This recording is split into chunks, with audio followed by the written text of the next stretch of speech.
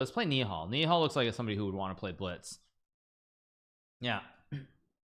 Let's keep moving along. Things are flying pancakes for the prime. They do time ski for the prime. X curl with the prime. Skull Moon Eater. Think of the Judge. Think of Trocar for the 2. Think of Hobio for the 4. Super GM Melly for the 2. Think of Puminator for the 25. Gray Marmalade as well. Okay, Nihal's not accepting, but I will send out other challenges and let's play some games.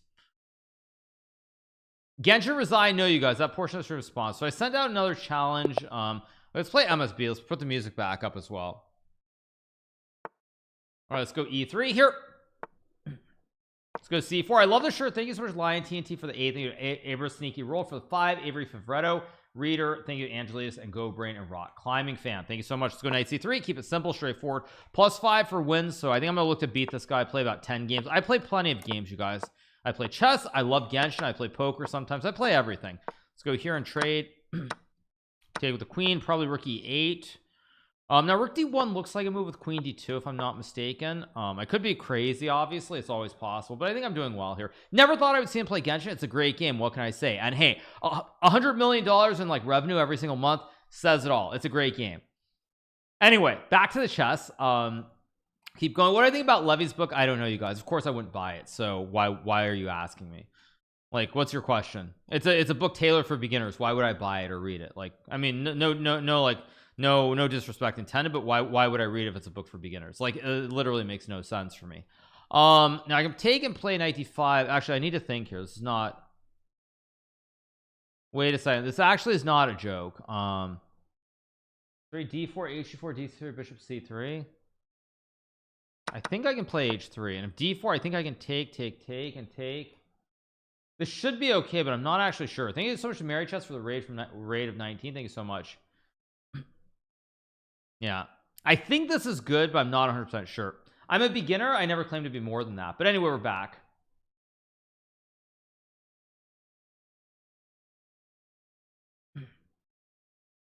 Wait, he's back to Twitch. What happened with Kick? No, you guys, I stream on both platforms. Tuesdays will always be on on Twitch.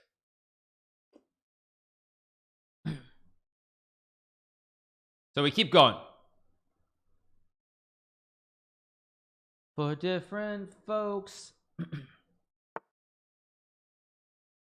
All right, let's keep going. Plays queen h4, so he gives up a pawn. Now I can castle here. I don't know. I mean, maybe knight h2 knight f3 works, but I'm not a true believer. Maybe I should be a believer because he has some rook e6 that I completely overlooked.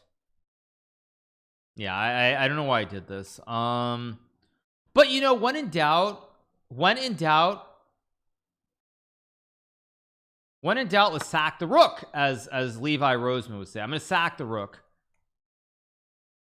Let's sack the rook. I'm gonna take with the king here. Yeah, let's sack the rook. Do I have chess database? Of course I do. Yeah. So let's keep going. If knight f1, I play king f1. He's looking to play knight f3, but I just don't believe it. I think he has to take. If he doesn't take, then I don't see any purpose to this. I don't see any point.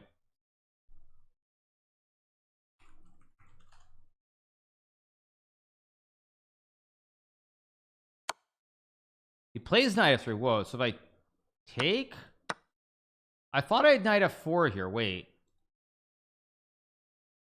if I take, he takes. I can make a check. No, I guess I don't understand. Why does knight f4 not work? So okay, if he takes, I just take back. Am I still queen d8? I think queen h3 is a mistake. I think it's a serious mistake by my opponent. Yeah, I think it's a pretty serious mistake. I think it was just toll gax for the 3 months. I think it was toll gax. He takes on f3, but no, I threaten the ice skater. I just make a check and drop back, and I mean, now it's just winning. I just go like queen g2, and he has to trade the juicers, and now I'm in. Yeah, he resigns. Good win. Good win. Let's keep going. Let's play knight f6. Let's play b6. Let's play b6, e6, maybe bishop b7. Something a little bit different. Now d5 takes, e4 takes. It's going to turn into a queen's. This is turning into the Petrosian system on the in the Queen's Indian. Let's go c5. These are just a half backwards guy for the 8 months. Let's take. He's supposed to take with a pawn. He could take with a bishop maybe. I still have a6 here, which I think is the correct move. Stop bishop b5, very important move. So let's keep going. Let's keep going.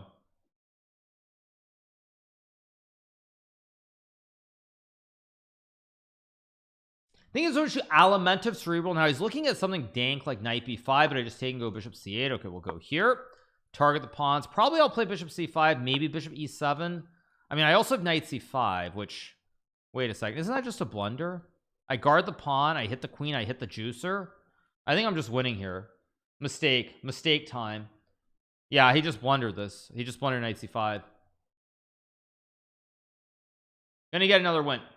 Why are we seeing so many decisive games in the World Championship? I think the main reason is because, frankly, both players literally don't care, and they don't think the other player is a better player than they are, so they're playing all out, taking a lot of risks in a way that they would not be doing if they were playing against Magnus Carlsen. I mean, it's just a free juicer. I'll just gladly take it. I mean, it's pretty terrible. I'm just gonna take and drop back. I mean, this just doesn't look right. I mean, I'm up 2 pawns now. Mind you, it's not clear because he has moves like bishop f4, but this should actually, I should put the bishop on e4. Could just go e5 and f6. I mean, it's kind of asking for it, but you know what, let's do it anyway. Actually, queen g3, I have knight e4, so it's not asking for it. Then there's knight b5, king e7. It should be fine. Oh wait, no, knight b5, knight e4, knight b5 takes, king e7, rook d7 takes. Yeah, 4, queen b6. No, that's not right. I think I can play f6. I'm gonna go for it. Bishop h5, g6, rook g6. I don't know what's going on. Okay, play g6. I'm gonna castle out of the middle of the board, I guess. I think when on rook g6, I think I can just castle. And now he's gonna lose materials. Like, everything is hanging here. His rook is hanging, his bishop is hanging, his knight is hanging. Too much. This music is hilarious because it doesn't fit Hikaru. It's all good. It's all good, you guys. So let's keep going. Of course, we'll be playing some Blitz. We have Title Tuesday coming up in about 3 hours.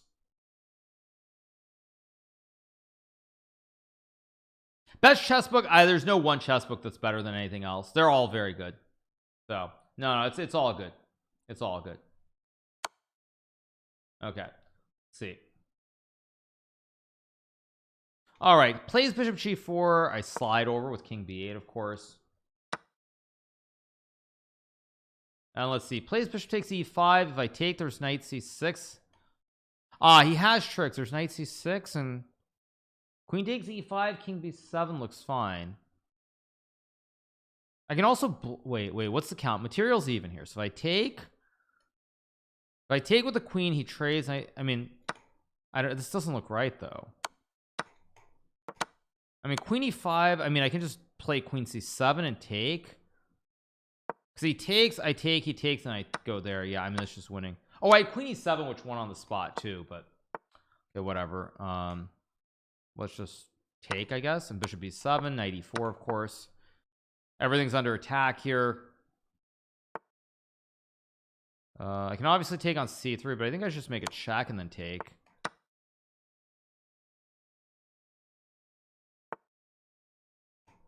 I don't know what a4 does exactly. I'll just take the pawn and drop back. It's gonna go knight g3 basically, or queen h4, or queen f3, or any move basically that wins. Okay, let's keep going. 2 up, 2 down. Play knight f3. Let's go b3, bishop b2. Do I think Magnus will play in the next candidates? No, but I don't know, you guys. I honestly, I don't know. Let's just go here and take, I guess. Takes. Okay, so I'll take. Okay, so this is the same position we just had, right?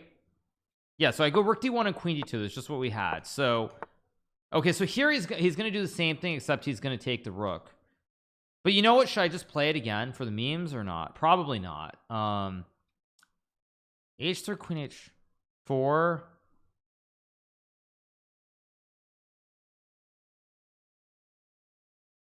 I'm trying to think if there's another way I can play this. Don't have a bishop move. I don't have a rook move. I don't have a knight move. I can play f3. I think f3 is bad, but I'll play it here because now it cuts off the knight e4 jump, which is very crucial here in the position. If you win the camps, would you play the world championship? I mean, I guess I would. I mean, but I think like that's just too far down the road in terms of a question to ask. Okay, I'm gonna castle here. C8, yeah, so he's trying to put pressure here. Knight A4 is move. Rookie, I don't know if this is a move, but I'm gonna try it. I hope I'm not losing somehow here, but I don't think I am, because Queen C7, I have Knight B5. I mean, maybe this is, I mean, Bishop H2, King H1, Queen G3, takes. If I play Queen D4, what the heck is going on? I have Knight D4. This is tricky. Takes, Queen D4. Rook C2 could be a problem. So I don't think that's right. So I guess I'll go here. Still goes for it. So wait, so if I take and play Bishop D3. Oh, I just missed Bishop H3. Oh my gosh. I just blundered carelessly. I just missed Bishop H3. Oh, that was ridiculous. I just forgot all about Bishop H3. Let's do the same thing. Okay. I mean, I was better out of this opening, so let's do it again. Yeah, that was a terrible decision by me. Let's go here. Bishop B5. I have A6, of course. Do I think Magnus is doing a lot of drama? What do you mean by a lot of drama? Thank you so much, Hikaru 106 foot prime. I don't know what you mean by a lot of drama. I guess I play A6 and take.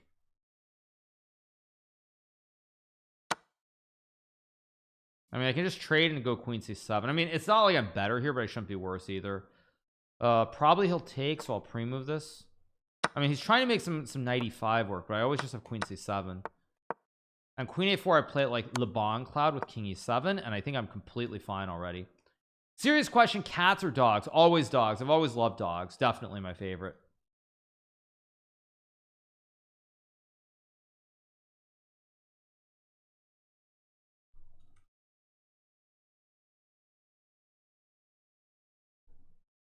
Thanks so much to Rev Dev for the 2-month resub. Thanks so much to Rev Dev. Appreciate it. Thanks so much. Okay, goes Knight F3. Now I can play Queen C6 to trade the queens, and I think I should actually just trade the queens and keep it simple.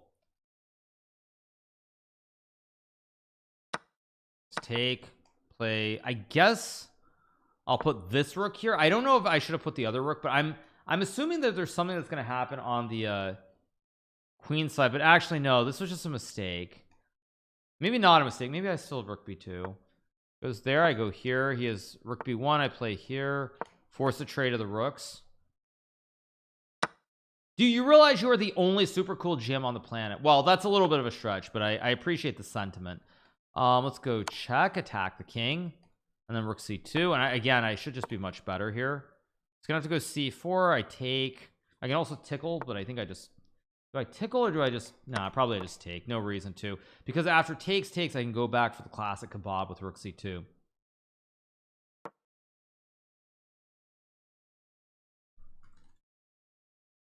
Yeah, this looks relatively good so far. Relatively good. Why isn't Magnus defending the title? We've already been over that. See what he does. Okay, so I assume I play rook A4. I can play C4 here. I can also go rook A3. I think rook A3 is actually a very good move, because if he goes back, I go rook E3 with the kebab again. Am I currently streaming on Kick? No, you guys. You are not allowed to stream on both platforms at the same time. So no. Today, Ding lost control. He did lose control. Yeah. Let's go here. King 6, rook A4. You have a very busy schedule in May. Yes, I'm aware of that. Now, the question is, do I play something like G5? Do I play something like F6? I think I'm going to play F6 to stop E5. I think this is a good first move. Okay, let's go H5. Fix the pawns here, because he can't really play E5, so he goes rook E2. Now I could try to play something like G5. I could also play like A5. Yeah, I think I'm just gonna go A5 and wait. So I'm gonna play rook A4 like here maybe, and then rook B4. Or no, maybe I just go E5. Actually, I think I go E5 so I can block him on all sides. Still tricky. Maybe C4. I should not have played E5, by the way, but okay, let's go C4. It's a bad move, by the way. It's a very bad move. but I'll be able to flag him.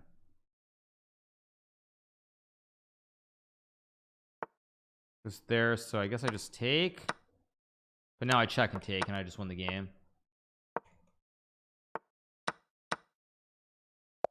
Okay, resigns. Let's keep going. 3-1. I'm gonna have to change the opening. Thank you to Good Looks for the 2 months. Oh, he's done? 4 games and he's done? What? Huh? I mean, I gained like 3 points, but I don't know why he stopped at 4. Okay, I mean, I'm actually just a little confused. Like, if I stopped at 4 at like 3,200, but I actually wanted to play more, so that's a little bit of a bummer. I'll challenge Bornik. Maybe he wants to play some more. Let's see. There are a lot of people like Benjamin Bach, for example, is on. Let's challenge Benjamin. If nobody wants to play, we'll probably do a we'll probably move on with our content because we do have some content. Let's see if he's going to, though. Doesn't look like it. Doesn't look like it. All right, you guys, so let's move on with our scheduled content then. I think we're gonna move on then. We're gonna look at the press conference. We have some Magnus react. We have some articles as well. But yeah, let's move on with our content since no one's accepting. I did not watch the press conference because I was busy doing a recap. So I think we'll probably do that and go from there. Chat, what is Title Tuesday? It's an event which is 11 rounds long. I mean, unless somebody accepts my challenge, which, I mean, I can challenge MSB again, but he's probably going to decline. I'll send out a challenge just to make sure he didn't accidentally misclick, but I think he's done. Probably he's just done. So it looks like. Do I feel worried about Ding? He said he might be developing depression. I don't know, but I will say, you guys, very specifically, every player who's played for the World Championship against Magnus has never been the same. But anyway, let's watch the press conference since nobody wants to play Blitz, and we'll keep going with everything. Let me change the scene. Welcome everyone at the press conference after round 7. We had another decisive result today. Jan Nepo won the game, and now the result is 4-2-3 in favor of Jan Nepo. My first question goes to Ding. Okay. The most critical moment was on move 32. You had 8 moves still to make until the time control increment, and you made rook to d2 and then rook to d3 inaccurate moves. Can you give us an idea what happened at that moment? Yeah, in the previous move. Oh, before we get through this, by the way, I want to tell you guys it's very annoying that that they don't have a board showing when they do the press conference. I'm going to say it's very, very annoying because now I'm going to show you. I'll just pull up the game because they mention a point in the game and they don't say anything, and it's really, really annoying. So let me put the game up. So the position that they're talking about is they're talking about this position right here. Well, why am I getting this stupid thing at the bottom of the moves? So we're talking about this specific position. Where do I have it? I think let me go here. Yeah, so they're talking about this position. They're talking about this position right here. They don't have the board showing. So I'll tell you what happened. So basically here Ding is 9 minutes. He plays h4 after a 3.5 minute think, and Nepo just snaps the juicer immediately, and here he just can't figure out what to do. Now bishop e5 is the best move and black is better, but basically I'll tell you what happened. He used 4 minutes to play h4, and then he got completely destroyed by this move g takes h4 because he was not expecting it. It looks like an ugly move, opens up the white king more, it doubles the pawn on the edge of the board, and he just couldn't figure out what to do. So when he played h4 and then Nepo took, he couldn't keep it together. Like he spent probably like 2 minutes going like, WTF, what is this g takes h4 move? And then he realized he doesn't know what to do, and then he's got like 3 minutes, and then you try to think, you panic, everything goes downhill instantly. So it would really help if they had a board, but this is the position that they're talking about. So let's go back to the presser. All right, here we go. For something I realized maybe I was slightly worse after that. I cannot go rook d3, can take on c5, and then he has rook c8 check. And if I just wait on king g7, he will just play rook f1. If he's stabilized, maybe he's going to be better. So I want to take immediate attention. So I play h4. With the idea take rook d2, but I totally miss rook e2, rook d1, king g2. So after GH, I started to think again, and I couldn't find any way to makes the game. Yeah, so what Ding is saying here is he's saying that basically in this position that he thought rook d2, rook e2, rook d1, probably rook e1 was the only move, and at the very least he can make a draw here. Now this goes back to the whole game strategy, which is earlier there's a very critical moment when I was actually watching the broadcast with Anish and Danya, and like basically at this point somewhere around here, like Danya was saying, okay, bishop takes e4, black is fine, something like this, and Anish was very specific when he said this is a critical moment about trading off the bishops and not keeping the bishop pair. And I 100% agree with Anish with what he said, which he said Ding should have kept the bishops on the board, because once he traded, what I think was going on at this point in the game is Ding thought, you know what, I've got a wooden shield in the middle of the board, I've got a bishop and a pawn for the rook, I cannot lose. So he was thinking about like, I can never lose the game here, and therefore it's fine, as opposed to keeping the bishops on the board, which actually not only does it give him winning chances, but it makes it much harder for white because you can't simplify the game. Once you trade the bishops, and Anish said this very clearly, if you're ever able to trade the rooks or the queens, white is going to get serious winning chances. I think the mindset for Ding already here was like, I've stabilized, I can never lose the game, not realize that if you make a wrong move you could lose, whereas if you keep the two bishops on the board, the two Bs, you will be completely fine. You might, I mean, you'll have winning chances, but more importantly, it's actually an even better situation where your opponent can't ever simplify. So I think that, you know, what Anish said was very, very important about keeping the two bishops versus trading off, even though bishop takes e4 was completely fine. So back to the presser, let's keep going. To continue, but after the game he told me that I can play bishop d4 after queen c5, maybe it's a chance to draw. Now, first of all, when Nepo said this, Nepo is smoking crack. Let's be honest. What we get to at this point is Nepo is saying like you could go bishop d4, takes and play queen f4. But let's be honest here. After rook to c1 stopping the check, and you can just go rook g2, this is nowhere near a draw. I mean, this bishop d4 is nowhere near a draw. I mean, maybe Nepo is trying to make Ding feel better, but let's be honest. After takes, pawn takes, queen f4, rook c1, it's GG. I mean, it's just GG. Oh, sorry, I have the wrong scene. Sorry. So yeah, basically at this position, he was saying bishop d4 takes and like queen f4, and maybe there's some drawing chances. But after rook c1, no check on the back rank, queen g4, rook g2 wins.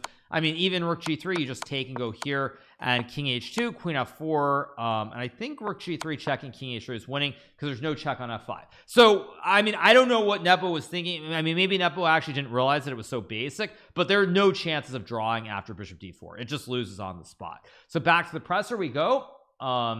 Let's keep listening in. You have spent a lot of time for this move, rook to d2. Is there a chance that you just somehow disconnected and you just lose the control on time?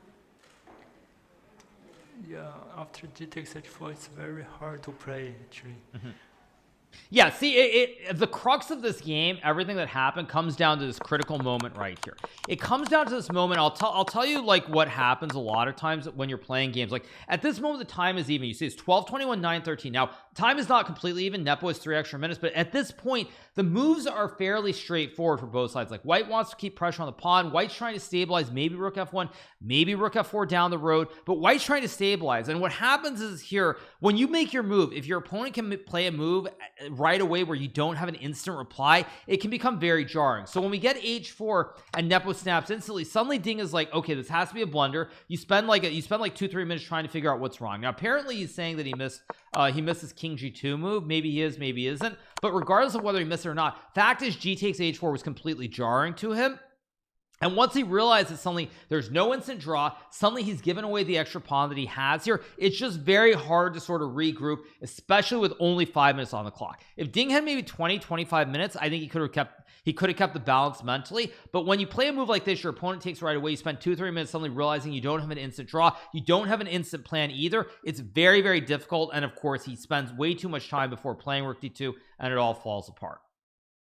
Let's listen in. If I just wait here, then play rook f1, then my position hopeless. So I just couldn't find the right continuation during the game. Right, thank you. Very true. And also, Jan, this very same moment, can you please verbalize what have you felt at that moment when you saw this rook to d2, rook to d3 inaccurate moves played way before the time increment? Well, I'd say the game, like the whole game, was extremely sharp, extremely tense, and I don't know. I felt like I should be doing quite fine, but after f4, suddenly bishop d6 is superb move, and I mean I didn't really see what to do. So maybe. Now I will say also, speaking of what Nepo's talking about, this is one of the other, like, Nepo has two big weaknesses. You know, when you look at his game, there are two very big weaknesses that Nepo has. The first weakness that Nepo has is that he moves too fast at various times. Obvious weakness has shown itself a lot in this match.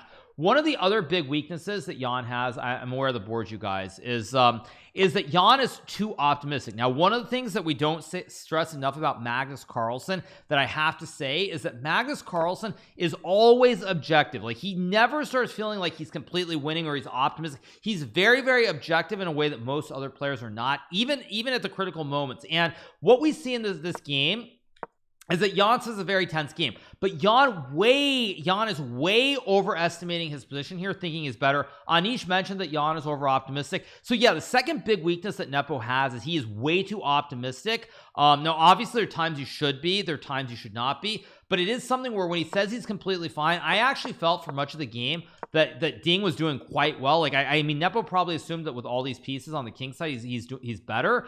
But it was very clear to me that I actually thought somewhere around here that Ding was starting to take over the game and get an advantage. Now, obviously, in the situation, how's that a weakness? Because when you're not objective and you overestimate your position, you aren't objective, you don't try to stabilize. So basically, Nepo loses complete control of the game here because he's over optimistic. He thinks he's better when he's not, and he actually ends up in a lot of trouble here.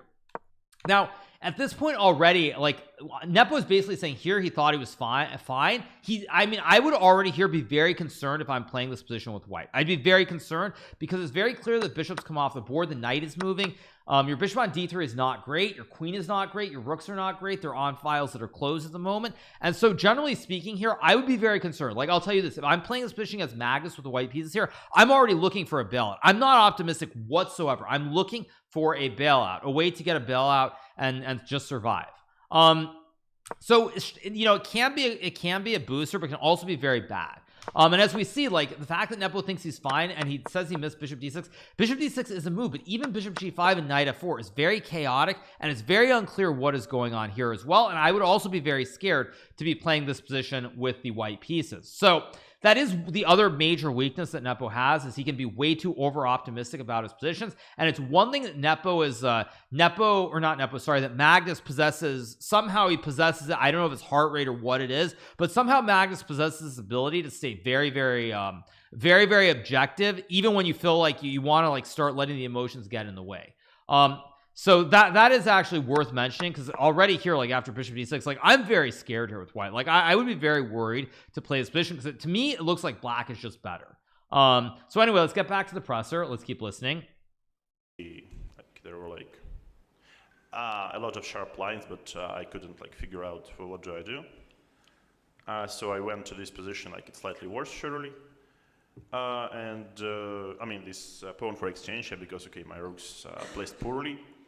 And also I was, like, very skeptical about my position in case if black would play bishop f6 instead of queen d6, because after rook h7, queen d6 is like bishop f6 instead of queen d6. Which position is this? This is he's talking about this position. He's saying bishop f6 here, that he was skeptical because I guess he thought rook h7, queen d6, and now black has the kebab, or rook d1. The rook on h7, by the way, is horrible here. You can't move the rook anywhere. h8 is covered, h4 is covered. So your rook and your queen are just stuck on the edge of the board, but they're not doing anything. So even though you have the double stack, you're still in a lot of trouble here. Black can play rook d2 or rook d1.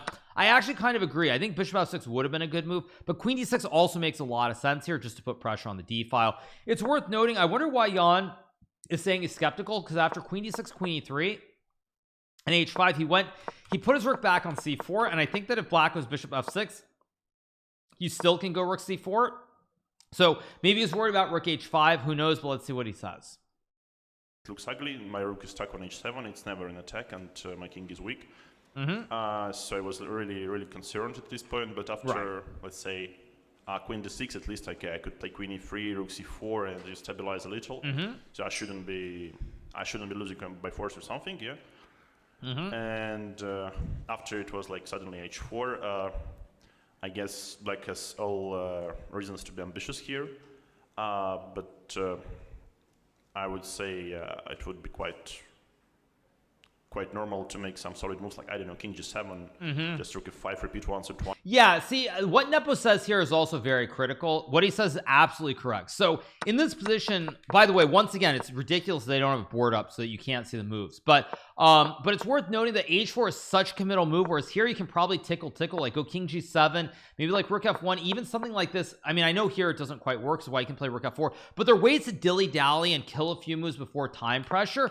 But instead he goes h4, which is so committal, because either it's a great move or a horrible move. Now, if you're a 3500 stonkfish, it's a great move because you instantly see bishop e5 and black is doing great. But if you are a human, it's like it doesn't work that way, because after take, suddenly your mind just you start getting confused because you've given up a pawn and you feel like white can't do this because the pawns are on the edge, king is open, but then you don't see a plan, you panic, it all falls apart. So it's like Jan is absolutely right. Like here I would have played king g7 or bishop g5. Both moves make a lot of sense here. Like even something like this, just dilly-dally, waste your time, kill a few moves, and don't go right into the committal position right here, because after takes you have to prove it. So let's go back to the presser now and let's listen in again. Twice, and then okay, pass the time trouble, because black has endless moves, basically. Yes, sir, but black could never be worse because of my king is so weak and g5 is control. Very true. But yeah, after h4 I felt like maybe it becomes like sharp and you know, let's say 3 results instead of 2. Also and true. Yeah, so what Jan is saying here is he's basically saying that after h4 and g takes h4, now all 3 results are in play. Black can win, white can win, and a draw are possible. Whereas if black doesn't play h4, probably black can never lose here. I would say it's probably like 80% draw, 20% chance that black wins. But you can never lose, especially because you have the classic flying V formation. You control the D file.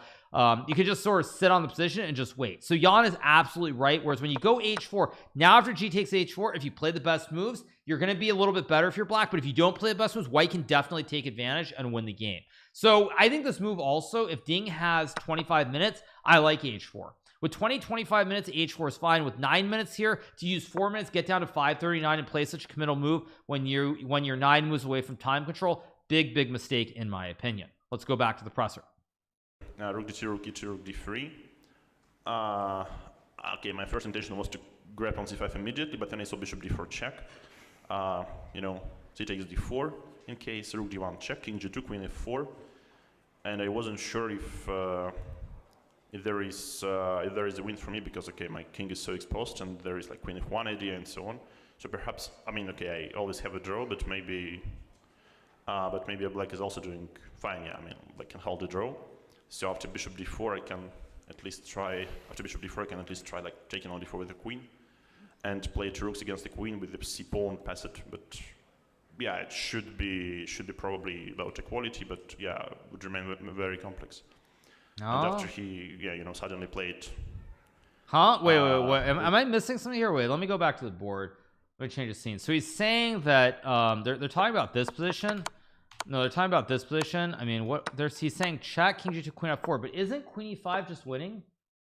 Am I crazy? Queen g4, you go king f2, check, king f3, and check, you bring the king out. Like, this is just winning for white. Because you're also threatening rook c8 and mate in 2. Like, you have the classic right triangle here, and you're also just winning the game.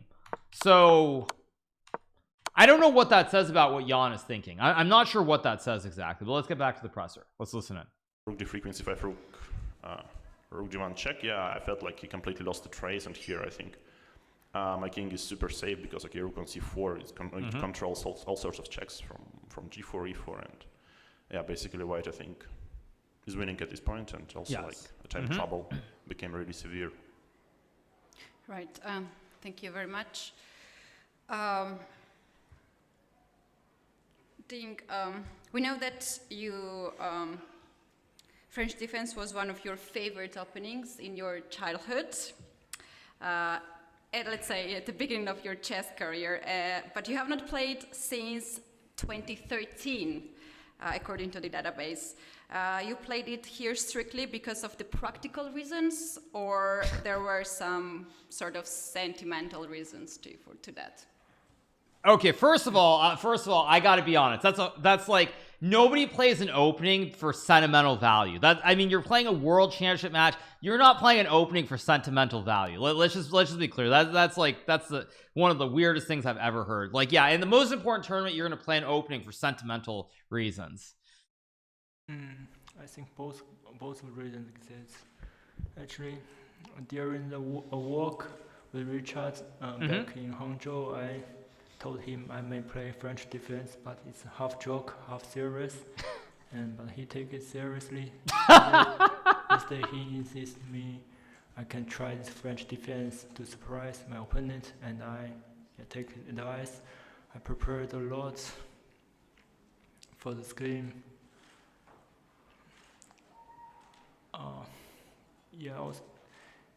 The opening phrase was, But you know what's actually very interesting about this opening? What's really interesting about Ding choosing to play the French in this game is the fact that Jan Nepomniachtchi in 2019 and into 2020, when the candidates happened, he was playing the French defense with the black pieces. So it's very interesting that Ding trusted that the French was playable against somebody who was playing that as their main opening for all of 2019. Well, not all of 2019, but in most 2019 and into 2020, who in fact played in the candidates in the first portion. So it's actually quite interesting that Ding chose to play it. I think it's kind of ballsy. I will say that. I think it's very ballsy that he chose to play the French against somebody who was playing that at the top levels in 2019 and 2020. So I do give a lot of credit to Ding for playing, because I really do think that most players would pick an opening that Jan had not played that frequently. Like, for example, say a Hikaru Khan. I mean, I don't know what else, maybe a variation of Sicilian, but probably not a French, because Jan was playing in 2019 and 2020 as his main opening weapon against 1e4. All right, back to the presser. Let's listen in. Yeah, the opening was the one which I played in my childhood, but now it's the series has developed a lot of, so it's not the old French. It can be called some new French idea variations. Yeah. So, but I played the game. I think not so bad, but just in the end I messed up things. Right, and we saw on cameras that when Jan played the first move, you took some time to make your decision. Was that your decision that you... Yeah, I mean, Ding played a great game. I'll tell you guys what happened. Ding got everything he wanted. He played an opening as a surprise. Nepo did not have some great preparation to punish him in the French, and he got a better position. I don't want to say Ding was winning, but Ding should not have lost this game. So everything went perfectly up until he played this H4 move. And this is why chess is a terrible game to waste your time on, you guys. Because when you play chess and this happens, there is no worse feeling. He did everything right. You come up with the opening surprise. You study it well. You get it. Your opponent does not have a great way of playing against it. You get an advantage, one or two decisions, and suddenly you go from like being a hero to being a complete zero. So that's why chess at the top levels is very, very brutal. Very, very brutal. You made on board, or you were already prepared, you made this decision earlier, it's just you were going through some process? Of course, I prepared a lot for this game with the French defense. I just want to recall a lot of things, then play this move. Okay, thank you. Jan, probably this was not a complete surprise to you. Has this ever happened to me? Yes, you guys. I can give you a great example. You guys are asking me, has this ever happened? Okay, I'll let me find a game where this happened. It was in the candidates. Okay, let me find the game. La-di-da-di-da. It was round number. Let me find a game. I'll find a game specifically because you guys are asking me for a game. All right, let's pull up a game very quickly. So we have this game between Sergei Karyakin and Hikaru Nakamura. Yeah, this works. I think you can see the board. This was in the FIDE Candidates tournament in 2016. Now I'm going to just skip straight through. And we get to a critical moment. I'm still struggling a little bit. Yes, we get to a critical moment right around here. Now, at this point, this is in the Canada's tournament 2016, and I have about, I want to say, like maybe 8 minutes left on my clock. I don't have a lot of time, and this is move number 29. I don't have a lot of time, so I'm feeling under the pressure. I'm not sure what's going on exactly. And here I play this horrible move, knight takes g3, which is a complete blunder, and loses the game. Now, again, getting low on time, feeling the nerves, the pressure, everything, I decide to take. And after takes, I assume that I'm winning. I'm not winning, but after takes queen e3, it's check, and I'm hitting both the knight and the king. If white blocks, I take the rook, I win the game, right? It's all good. White moves the king, I take the juicer, I should be okay. But of course, I conveniently missed that white has this move queen to f2, and after I take the juicer, there's rook c7, creating the classic kebab, attacking both the bishop and the pawn at the same time. Move the bishop, game over. If I play rook f8 guarding the pawn, white takes the bishop, white wins. So you guys wanted an example, and this is one example where basically I play check, he blocks, I take, rook c7 occurs in the game, I play f5, he takes, and I lose the game. So this is one example of it happening to me where like it's slightly different because I wasn't better in the position, but I did everything I wanted to do. I had the great preparation. I was only a little bit worse than this Queen's Indian. Get low on time, I just make it outright blunder, and I lose the game in the candidates. So these sorts of things do happen to everybody, and of course I've spent most of my life playing chess, so it's not the only example of a horrible blunder that loses the game. So back to the presser. Let's get back to the press conference, and let's keep listening in. And you demonstrated to be prepared in the opening, but before the match, how would you have rated possibility of having to face French defense in this match? I'd say French defense is completely okay. Yes, so it's nothing wrong. Perhaps the only problem is that I mean, if white expects French defense, it could be tricky. Yes, so where white could dig somewhere deeply and try to test black in some critical lines. And knight d2 is of course not a critical line, but knight d2, I always felt this is like some safe, very safe small edge for white.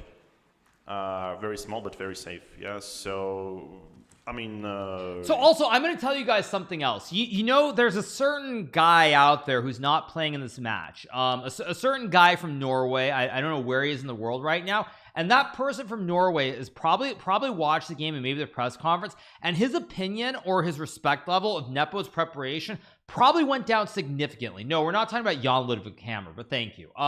But I'll tell you why, because basically in a world championship match, your opponents are spending months upon months preparing for many different openings.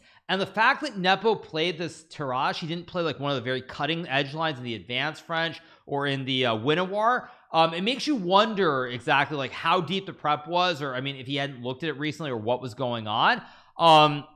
Because I think like Magnus, whenever he looks at the game, if he hasn't looked at it, he's going to be legitimately surprised, because he's going to be like, wow, this was Nepo's best preparation against the French. He's going to be very surprised. So I think that is one thing that even myself, and I think Anish and probably a lot of us, are overestimating. So I think we've all felt that Nepo is this incredible preparation, not to take anything away from his prep, because his prep is very good, but we expect him to be like playing the cutting edge lines against every opening and blowing people away. And I would say, like, as example, if this happened in a game like Fabiano was playing, even if Fabiano was not expecting a French, Fabiano would have some clear-cut idea, something very cutting-edge, some cutting-edge theoretical line that he would have played against the French, whereas Nepo played something that was very slow and very, very quiet. So it's very interesting to note this, and I do assume that now, based off of today's game, Ding is definitely going to be playing more opening surprise and playing very much off the cuff to try and imbalance things, because I think you have to assume that Nepo's prep is not necessarily where you would have thought it was before the match began. Let's keep going. You'll get crazy if you like prepare like each and every opening for every game. So I had an idea. So in case of the French, I'll play let's say my stuff, which I used to play a lot, I think, online, and we had like I would say a few games against Sasha Grishuk in this line. Yes, so with successes from both sides at some point. Yeah, so.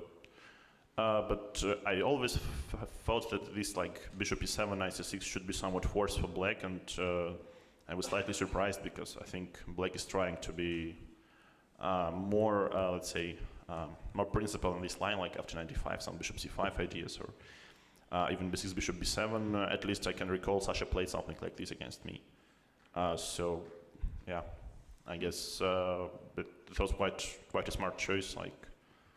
And I mean, probably every side got what he wanted.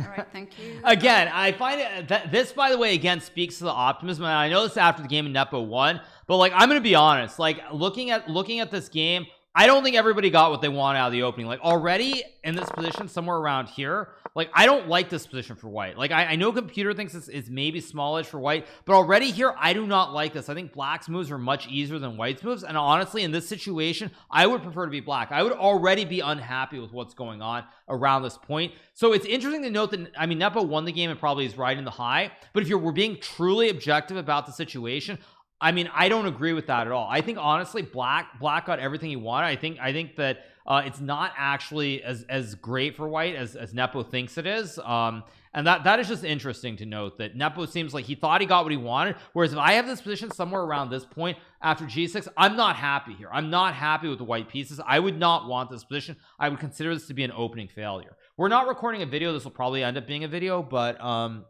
no, it's interesting to note sort of the overconfident, maybe not overconfident, but the overly optimistic view he has, because I think this opening was a complete failure for Nepo. I think Ding got everything he wanted and then some. So that's my general take. But anyway, let's get back to the presser and let's keep listening in. And Ding, there was the moment on move 8, knight to c6, if I may ask about that. Great move, by the way. Knight c6 was a great move. Great move. You ruined the pawn structure with that move on the queen side. Can you explain the advantages of this move, why you went to that decision? Knight c6, knight c6.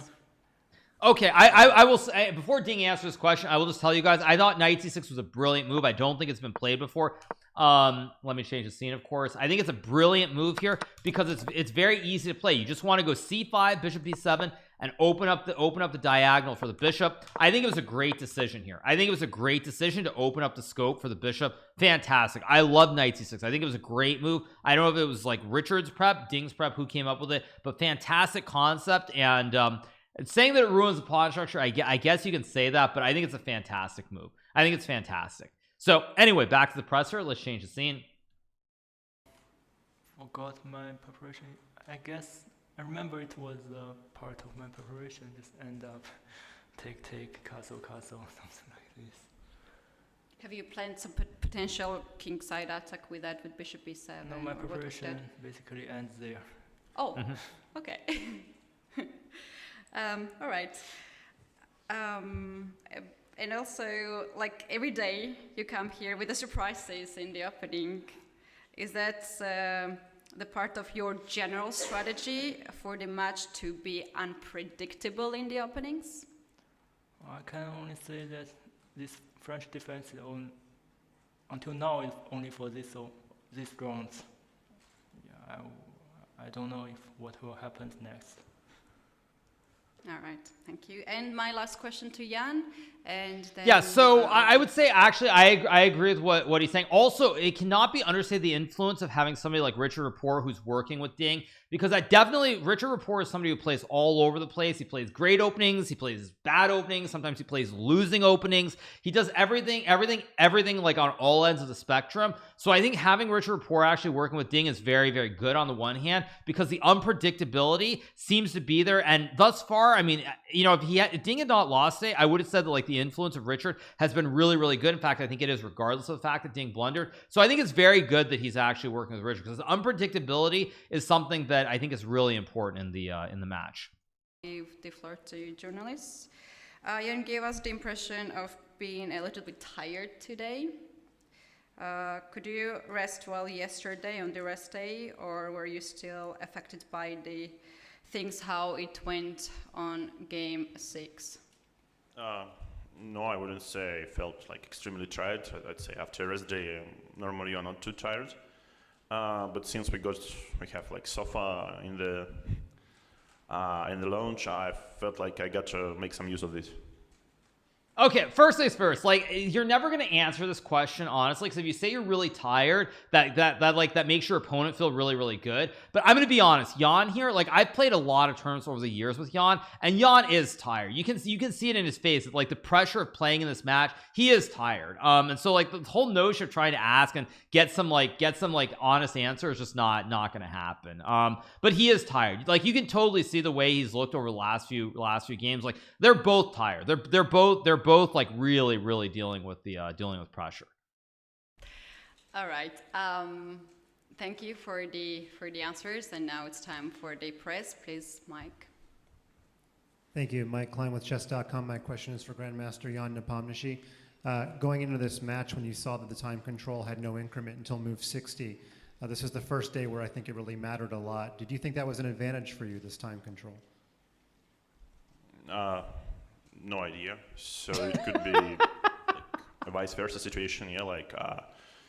By the way, just to be clear about this question about time control, I'm pretty sure the players just signed the contract. I'm pretty sure there's no debating the time control. Just to be clear, I'm pretty sure they just signed the contract that FIDE sends them, and that's that, because they have a standardized time control. So there's none of this like you could have had a different time control or anything else. Let's just be clear on that. But I'd say maybe I played slightly more games with this time control recently. But I don't think it makes some difference. Yeah, so I guess today, like, I was sort of lucky to see this h4, and like suddenly Black has to make some strong moves to keep up the initiative. Otherwise, it's just like a free pawn from me, and which is also important. It opens some like nice files for rooks like gf and h5, and yeah. My king would go to h3, yeah, so in some lines. So I guess, yeah, as it happened, of course, it gave me some favor, but I wouldn't rely on this too much. Thanks. Thank you. Do we have more questions from press? Please feel free to come forward. We have microphones on both sides. Mike, let's go. Second question. Still for Jan Nepomniachtchi, now that we're halfway through the match, I know you said going into the match you wanted to play perhaps a little truer to your style in this match. Do you feel like now that we're halfway through you can say that you've done so to this point? Well, depends on what you're supposed to be closer to my style, yeah. So like no draws or something, yeah, or what? Okay, I just try to play chess, yeah, but I mean, whatever you do, like however you play, you get to play well. I mean, and then the game is not like won't end in the opening, yeah, or right after the opening normally, yes. So it's still everything to be decided later. So well, I just try to play, yeah, like. I don't think I can even try to specify. The results are so completely different than from 2021. Do you feel different given the fact that we have such a seesaw battle?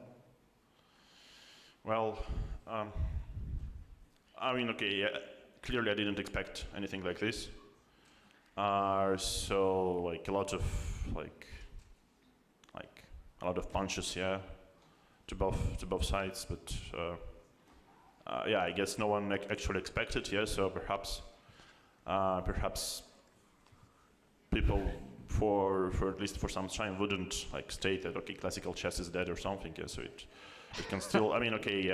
All right. Well, I'm gonna give the actual answer of what you want to say here. So the actual answer is that yeah, it's been a very good match. But in terms of like all the decisive results, there's a good reason for it. And it's because here, neither player is clearly better than the other player. Whereas when either one of these guys plays against Magnus Carlsen, what you're trying to do against like the greatest player of all time in Magnus Carlsen, you're trying to stay solid. You're trying to be this rock where you don't lose any games. You're trying to be super, super solid so that you don't lose any games. And you're hoping you get like 1 or 2 games there where you get some glimmer of hope with the white pieces and you can take it to him and beat him. But that's what you're doing. So like the whole mentality and everything about the match is just completely different because neither player can be like, oh yeah, I'm just much better than the other guy. But when you're playing against Magnus, it's like, you know, he's the better player. You know, he'll play random positions better than you will. So you have to do the great prep. You're trying to hang on, and hopefully you get 1 or 2 chances with the white pieces where you can beat him. That's just how it is.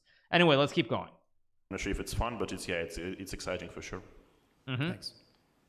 Yeah, and as you just quoted this, are you following social media while you're playing match?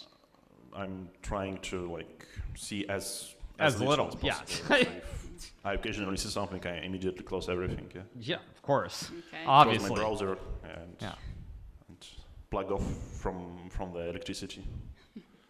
What about you? How often do you use social media to get some information? Not during so the- much.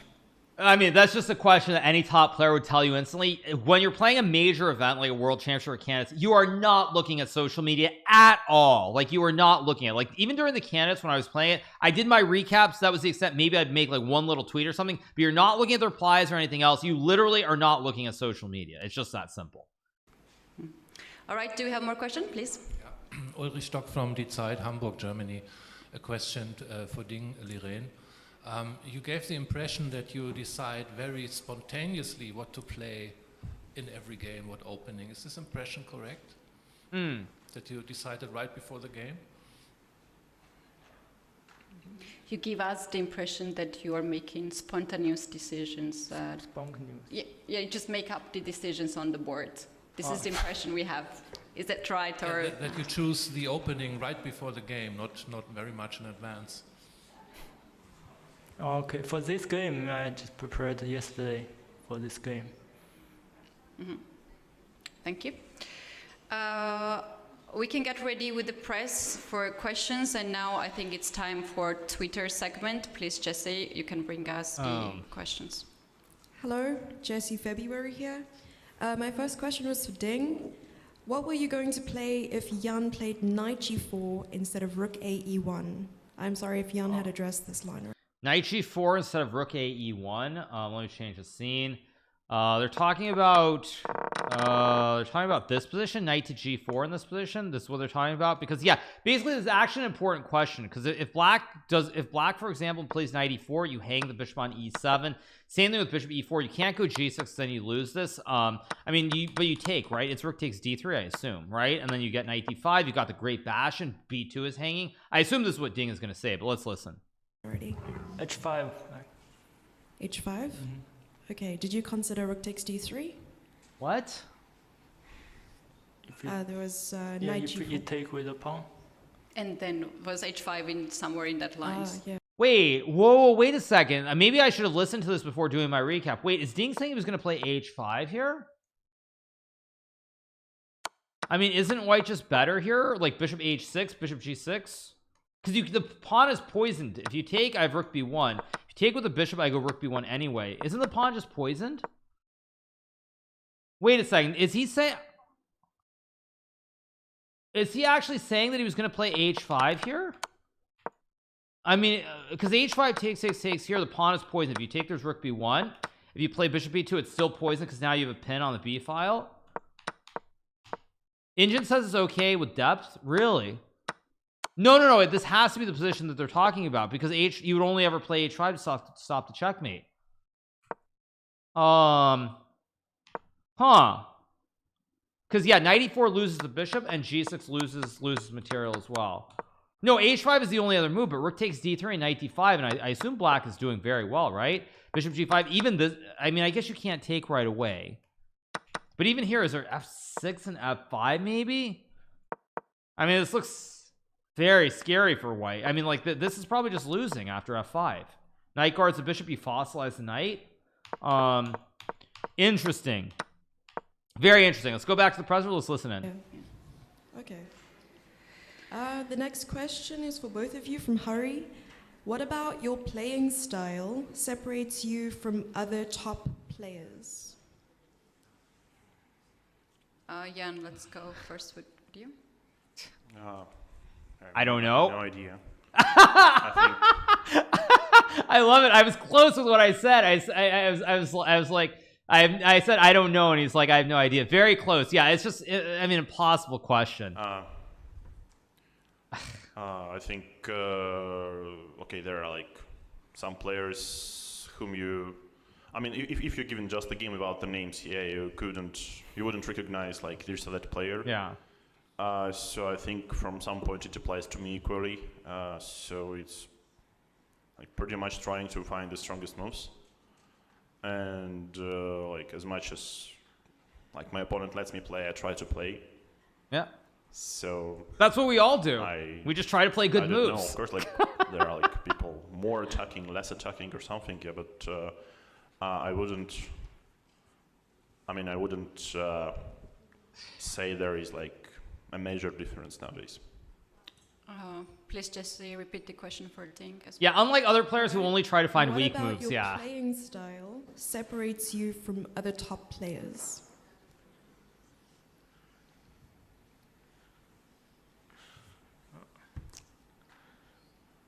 I don't know which kind of playing style for me.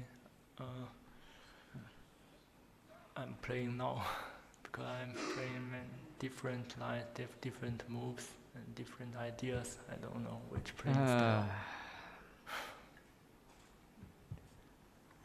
Okay, that's fine. We can go to the next question. Sure. All right, the next question is from Jack.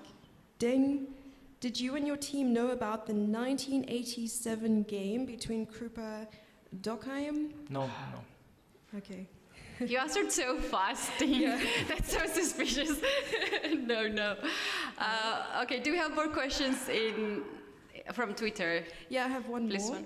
one. Jan, what was going through your mind when Ding's time was running low near the end? One more time. Okay, surely I didn't mind. Because, yeah, it's... I mean, you really won't see these too often, yeah, like, so literally like a few seconds for a few moves.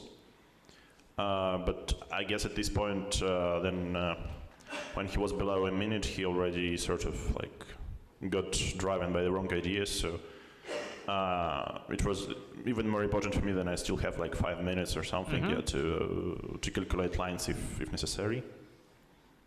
So of course it was like a major factor, but at this point I thought its positionally it was already like more or less decided. All right, thank you. Thank you, Jesse, and all the spectators who are asking the questions in Twitter. We have one more question from press. Please go ahead. Yeah, Harry Schark, Chess Magazine Car Germany. My question is to Nepo. Today, that was the first time you had not a big time advantage. At a certain time, it moved 30, around 30.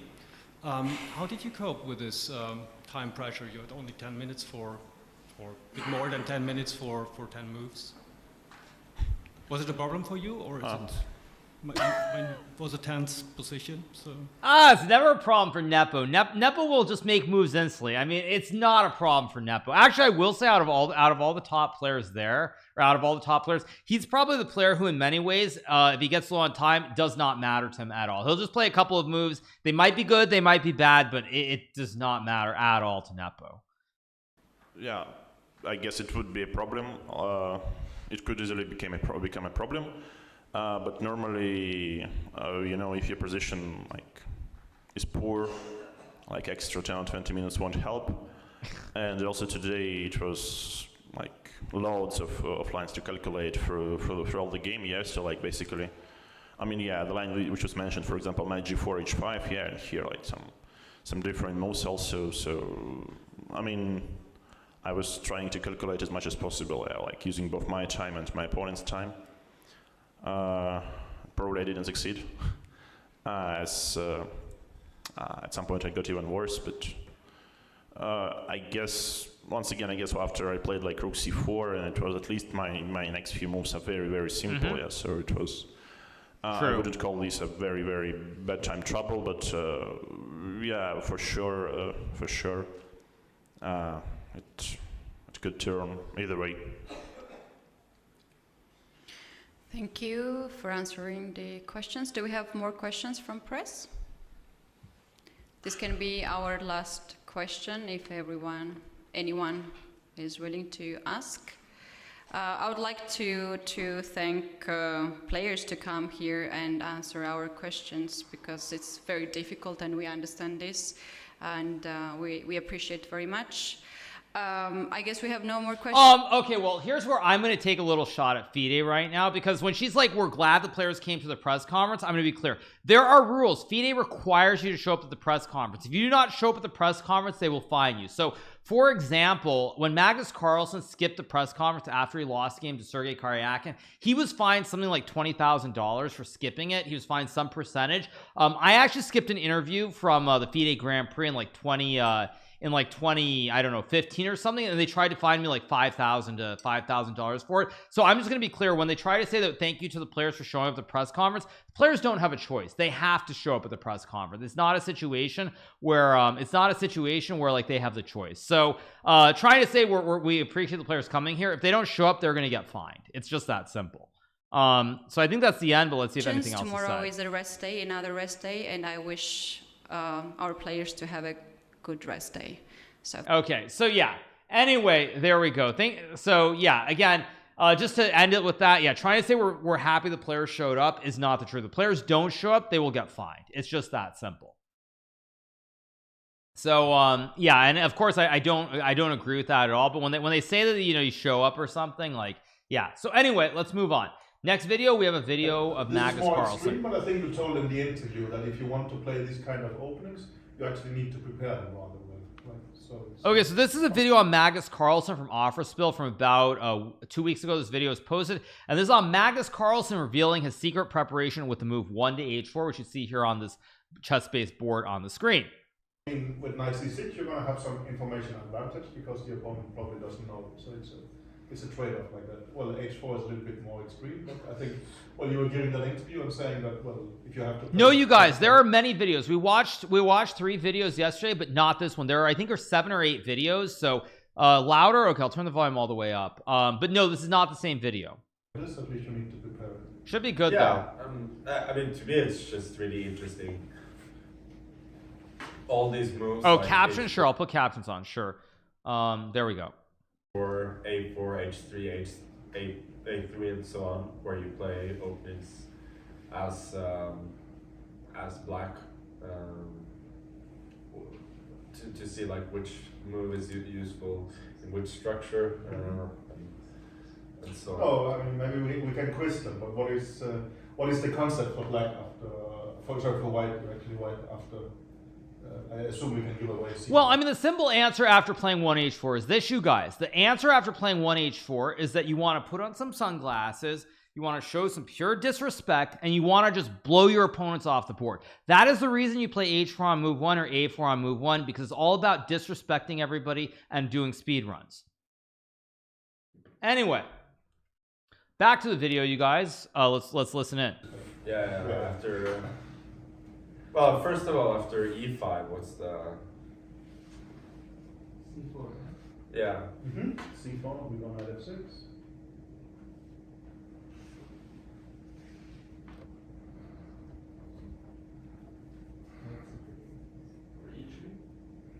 Do most things. We had one specific idea in mind, right? Yeah. I forgot. I don't know if knight c3, if we think that bishop b4 is a move. I think we wanted to play g3. And, well, just, so let's say the idea is like this. If you think of it with colors reversed, well, how would black normally play then with white? Right? C5. Yeah, you would play the Maroxy. But here there is a considerable difference. Knight g5. Exactly. So knight c3, bishop e6, knight f3, knight c6, that would be normal, and there knight g5, yeah, aligned with knight g5, but there the normal move is queen takes b5, and it's actually protected now. So I mean, so black has to think a little bit at least. And the computer is also giving this as slightly better for black, of course, but still, I mean, whether we have preparation ready like that for what's a rapid game on the same with d5. We also have some. The computer understands it immediately. I think I was trying to make the green flip with the pawn on h4 work, but that's probably not a very good idea.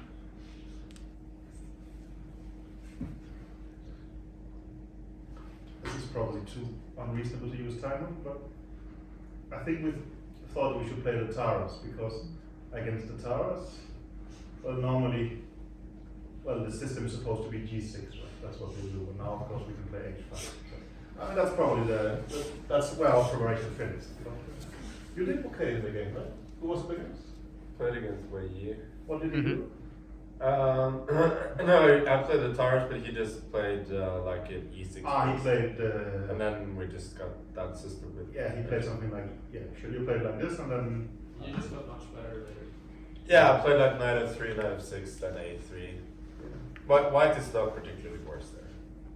Oh, I mean, I don't think white is worse. You were True. better in some. I was much better, and then it was eventually drawn. Was this sort of prince? Yeah, how it became this kind of ending. Yeah, right? Yeah, you are much better. And then a4 was very useful in the middle game.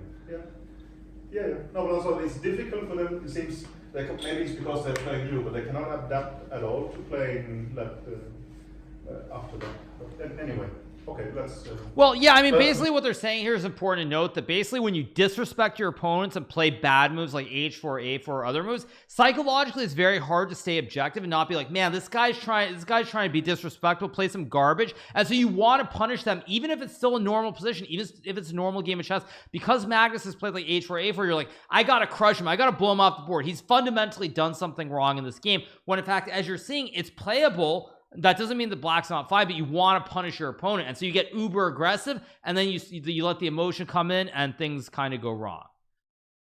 But basically, yeah, I'm very like. I really don't look at engines much in preparation or otherwise, so like it doesn't really come up during games either. Like, oh, probably the engine doesn't like this, or engine. Likes these plans here or whatever. It's just something that I don't know. If you say that you do not look with the engine, does that mean that your preparation is done through books? Does it mean that you just turn off the engine when turn off the engine preparation inside the computer? Basically, it means that I don't really prepare. Like I talk about openings with Peter, and then he looks at them, and I look at the lines. So Magnus is saying here that he is essentially a lazy bum, is what he is saying. He's saying that basically he does not do a lot of work, and it's his trainer Peter Heine Nielsen who basically prepares all the files, gives Magnus the files, Magnus memorizes files, and that's what makes Magnus so good at chess. So at the end of the day, here we go, 100% talent, and he doesn't work at all. He's just a lazy bum, right? That's essentially what Magnus is saying here. It's just like, yeah, Peter does all the work. I just open the file on ChessBase, I look at it, that's it. I don't need to do anything else. I'm just that good at chess. That's what he's saying. And then I go play them. So to give you a mental image, I think before the game against Ludwig Hammer, you asked me some question on Skype, and I answered it, but then I checked. Actually, your game was starting in 3 minutes, right? Yeah. So yeah, usually I look up the lines and I just go through the lines, and unless there's something like that I see that I'm really curious about, then I don't turn on the engines. And when I do turn it on, like it's usually just for a few minutes before games, just to like check a certain thing that I'm curious. No, he's absolutely right. I know I'm not twisting his words, you guys. I'm of course, like, I'm going a little bit over the top, but it's not wrong. So what Magnus is saying though is he's saying he looks at the files and he really tries not to use the engine, because one thing that happens when you use the computer engine too much is that you start looking at lines, you start looking at these things that no human would play over the board unless they had prepared it before the game. And so when you do that, it's very counterproductive, because you waste time looking at lines that will never be played. There are many games even that I've played where in the opening I've looked at like the top computer line before the game, and then we're on like move 10 or move 12 or whatever in a random game, and suddenly I'm sitting there and my opponent's thinking, because I'm blitzing out my moves, opponent's out of preparation, I'm like, there's this move that's the best computer move, but it's like at the board I'm suddenly like, wait, why can't they just play like d6 or d5? Why can't they play this move? It looks very natural. What's wrong with it? And I'm like, oh man, why didn't I look at this before the game? But I didn't look, because when you're using computers to prepare, what happens is you only look at the absolute best move. You don't look at it as a human. You start only looking at through the computer lens of what the absolute best move is. So it's definitely, it is a real thing that when you only use computers to study positions, you start like losing perspective of how humans will play. Because a 3500 will play the moves that Stockfish plays, but a human that's 2700 where you don't have prep, they will not play those same moves. That, of course, we understand the team that, well, that is the premise. So if we are saying something works, it better work. If we are saying something's maybe not working, we also have to be honest about that. Mm-hmm. Yeah, no, that's a good video. Let's watch the next one. Next video. Okay, anyone else? More questions? This is a video on why Magnus Carlsen plays bad openings. Okay. Yes, please. So, I mean, we can see that sometimes you play some openings that are, okay, let me say, kind of borderline with black. And, well, what I would like to know is, I mean, if you are aware of the engine evaluation and or if it is something that your seconds are doing, and if you know, I mean, where you are getting the confidence to play such lines. Because when we suit them, for example, just to give you an example, this French you played in the World Championship, this knight c6. When you start to check with the engine, it's a bit tough to get the confidence to play. Of course. I have to say that I rarely ever look at engines. Like when I watch. Like I'll give you guys a perfect example. Okay, I mean I'll change the scene for a second. I'll give you a perfect example of why it's very dangerous to look at engines. So let me reset this board here. So I played a game in the Air Things Master, the first game of the knockouts against Gukesh from India, and basically we had this I think we had this we had one of these Nimzo lines where I think he played like an early, was it f3 b6, and I think he played some kind of early h4. Actually he didn't go f3. I think it was something like this, where after bishop d3 knight 6 he played something like h4, went like d6 I think, and then he played like I think I played d6, and very, very quickly I ended up in a lot of trouble in that game. Or maybe it was even with e4 first, and maybe I've got the wrong position. I think it was something like this actually, and I ended up in a position where the computer actually said something like maybe it was like this, where if white gets g4 and h5, white is doing very, very well. I have the position wrong, so let me get the exact position. 1 second. Gukesh, Nakamura, Air Things. I'm gonna get the exact position because I have the wrong position. Let me see if I can find it. Where is the game? 1 second. I'm just pulling it up so I can give you guys a perfect example. Gukesh. Is this the right game? Yeah, this is the right game. So okay, so I have this game against Gukesh in the Nimzo Indian. He plays a3, takes. I play c5. He goes e3. I castle, bishop d3, knight to c6, knight to e2, b6, like I said. And now he plays e4, knight e8, and he plays his h4 move. Now again, this position here is completely fine for black if you play it precisely, but in this position, as a human, I don't have access to computer. I don't know what the best move is, so I play this move pawn to e5 here. And in this position, after e5, we get h5, d6, and he plays this move h6. Now, as I recall, I think that according to the computers, after, was it this position? After h4, e5, somewhere around here, I think in this position with like d5, knight a5, and maybe it's g4 already here, and d6, knight g3, white is supposed to be much, much better here. Like white is, I think with the supercomputers, white is close to winning in this position. But again, for a human, when you play this whole h4 structure, it's not very obvious like why this is great for white. Like why should this be good? Like here, for example, d6 is the right move, e5 is not the best move, but it feels like in this position you really want to be like you're looking for like simple concepts as black. So like when you go for all this stuff with like d6, d5 and all of these sorts of positions here, if you're a computer and you know what white is supposed to play, like knight g3, g4, maybe even f3 and g4, all these different ideas, it gets very, very scary to play. But for a human where you cannot know what the best moves are, you might know that the evaluation is better for white, but you don't know what to do. So even though the computer says it's good for white, if you're looking at this as a human from the black side, it's much easier to play. So if you don't know what to do with white, you get in trouble. And that's why actually I played a lot of very logical moves in this game against Gukesh, and I beat him actually quite easily in this game. So you do have to be very, very careful when you see these engine evaluations and deciding like how realistic is it for a human to understand the advantage versus only the 3500 computer just like knowing everything on the face of this earth. So that is very, very important to point out. So all right, let's get back to the video. Let's keep watching. Games I usually try and avoid watching with engines. Also, very true. I don't really.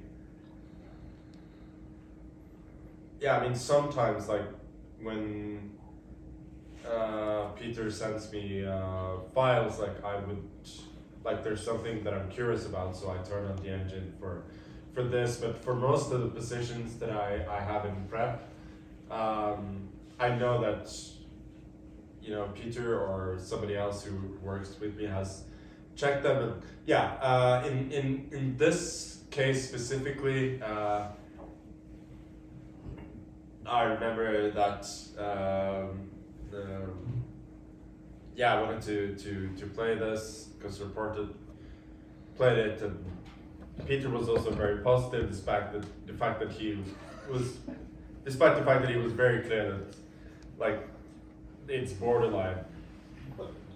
It's something that it's not as bad as it looks or has reputation of. Right? I mean, Yeah. you're basically surprised that it was not worse, something like that, right? Yeah, like it's like bad, but not necessarily losing.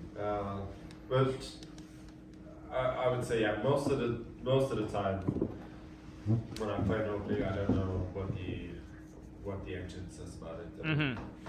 It doesn't really help when you play. Like I know, or at least I trust most of the time from Peter and others that it's you know, not lost for whichever side I'm playing. And apart from that, the engine evaluation, like it doesn't help you when you play. Yeah, very true. I think Dubov once in an interview, they were asking him, why do you play the Philidor? And he said, well, I can also turn on the engine, so I know what it's saying. It's actually on purpose. And, well, maybe you don't turn on the engine, but you're aware of the risk, but maybe this one didn't go too well, actually, right? No, it actually went well initially. Yeah, maybe it did, actually. In both the games, but I mean, the position is unbelievably hard to play. That's also one of the problems here. Yeah, no, it's a very good point what Magnus is saying just in general about the openings. So like, as long as you know what you're doing, you have some general idea, that's good enough. Like as long as it's not just outright losing, you can play almost anything that you want to do. So that's what it is. He just needs Peter. Yeah, that's all he needs. He needs Peter. Has Magnus retired to become a mountain guide? No. So those of you who are wondering, these were videos that were filmed during a training camp. I think there were a lot of Indian juniors, Ranak Sadwani, Pragnananta, and others were at in Norway. I want to say maybe like a month and a half ago, something like that. But anyway, very interesting videos. Also just, you know, just watch them casually, but even as someone who has played chess professionally, just seeing what Magnus is saying, seeing what I agree with and what I don't agree with. So important to note. So all right, let's get back to chess. I'm going to start playing some Blitz, of course. Let me change the scene again. I'm going to put the music on. Actually, I do need to use the restroom, so I'm going to go use the restroom quickly, and then we're going to look to play some more Blitz if I can get some games. So I will be right back. 1 second.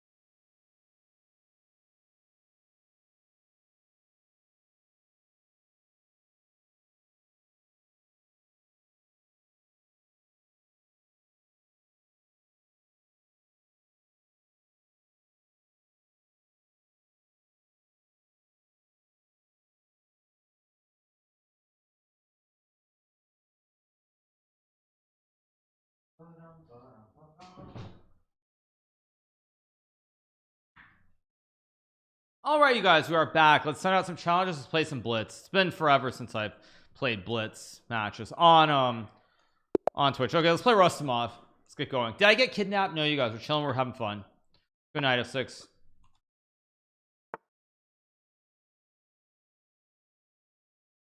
Let's play E6 here. Your camp is next. What camp? I'm gonna play Bishop B4 and C5 here. Let's trade. Thank you so much to Hoppin Guy for the prime, Jilnil for the prime, Hank for the prime. Thank you so much to Eldon Pardon for the prime, Mohammed Mastrini for the prime, Nediot for the prime. Thank you so much to Goozle Beerbay with the tier 1. Thank you to Goatmish with the prime.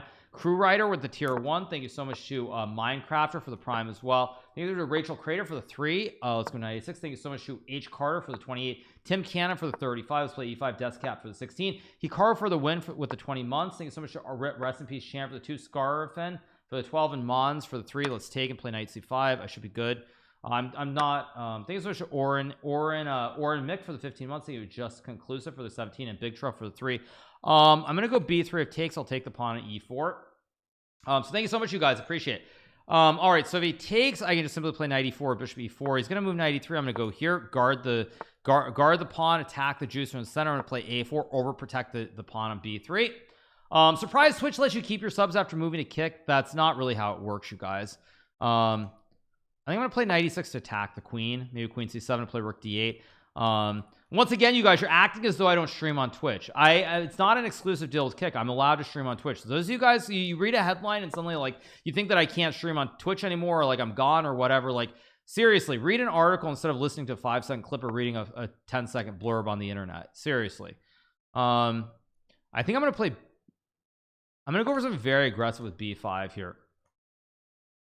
And it takes, I'm gonna play d5 and try to attack in the center of the board here. Okay, goes knight c3. I'll take the juicer. I will play queen b6, attack the knight. Thank you so much to Pol Gianti for the 3. Thank you so much, appreciate it. No. Goes queen 2. I assume d5 should be good. If it's not good, I don't want to play chess. I just play d5 d4, go all in for the kill here. I'm gonna have d4 queen c5. It looks very, very good. He takes. Now first of all, I have knife f4. I also have knife d4. I also have knife c7. I also have knife g5. I have knives and knives everywhere. So let's go here, target the rook, or the knight, sorry, with a pin towards the queen and the king. Of course, as always, we have our 90-degree right triangle.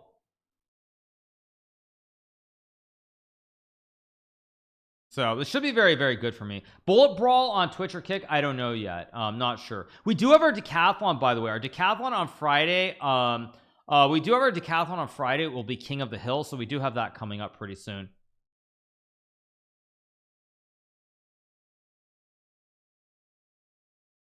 I should just be winning here, I think.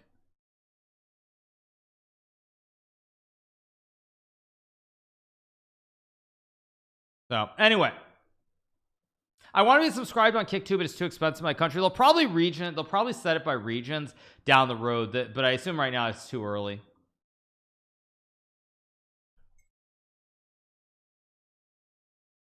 I should just be winning here. How much later is the TT title? Tuesday will be in an hour and a half. Hikaru, I think people feel like you left Twitch because relatively speaking you aren't here much. I start every stream on Twitch and I'm streaming Tuesdays, and I think I've streamed Saturdays. Like, I mean, okay, whatever, dude. Cool story, bro, as they like to say. Now I could play f5 here, overloading the knight here. Again, he's got all these juicers on the e file. Everything is under pressure. Oh, did I just blunder queen c4? If I take, he takes, but I just scoot the king. I could also just scoot the king right away. Then he has queen c5. Wait, okay. Let's take. I think bishop a6 wins because he still can't move the pony, the pin. So let's go here, target the queen. It should be just winning for me here. Ooh.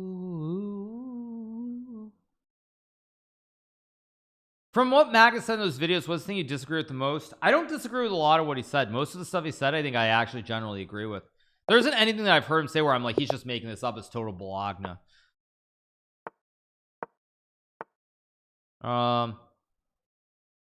Let's play d3, knight h4 again.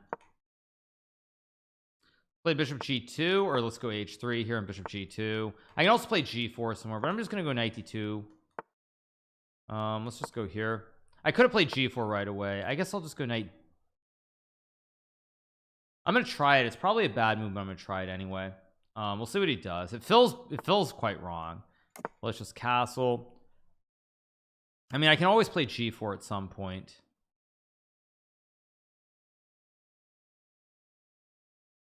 Yeah, I would say there's nothing specifically that I've heard that I would say is like total Bologna. Okay, let's go g4. Go bishop g6. I guess I'll play e3 here. Maybe queen e2. Rook d1, b3. I mean, this is all very standard stuff here. It's gonna move the knight sooner or later, I assume. Let's go b3, bishop b2 next move. I think there's a Harry Rosellis for the prime. Let's go a3 and b4, of course, and keep it going. Ride free, ride. Okay, now I take, of course. I have to take. I guess I'll play bishop b2 or knight d2. I think I'm just gonna go yeah, I think I'm gonna go bishop b2 because e4. Okay, plays bishop d6, so he's actually asking me to play something here. I guess I'll go knight d2. I kind of want to play e4, but I kind of don't want to play it either, so I think I'll go c4, chip away to center here a little bit if I can. Let's go here.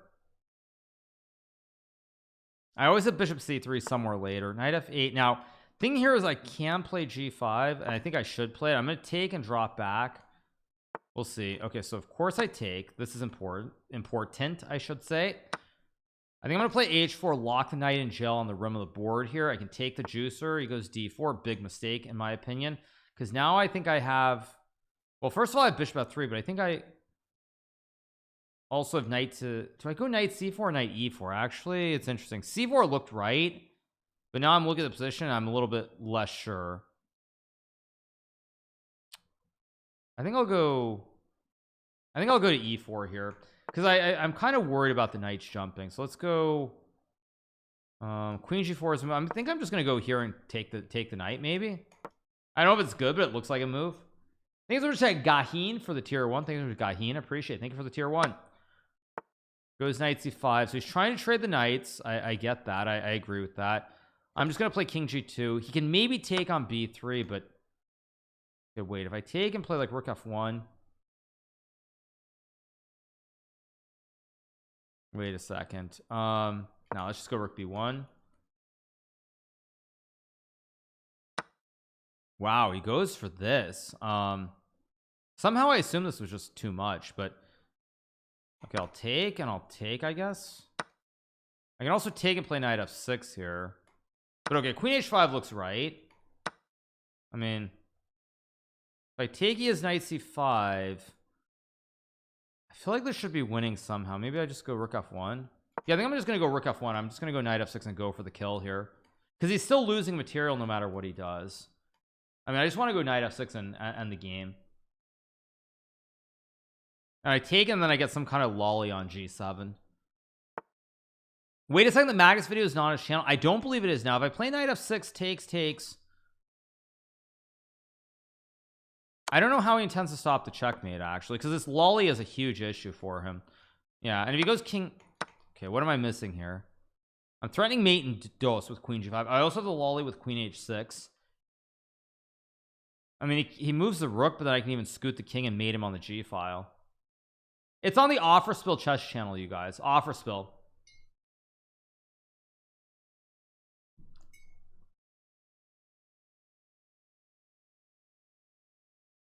I don't actually know how I'm supposed to stop the mate. I mean, it just looks lost.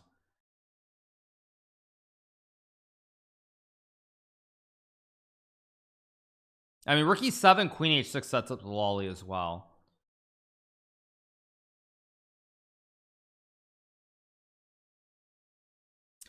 Do I play Valorant? I have played Valorant, not recently, but I have played, of course.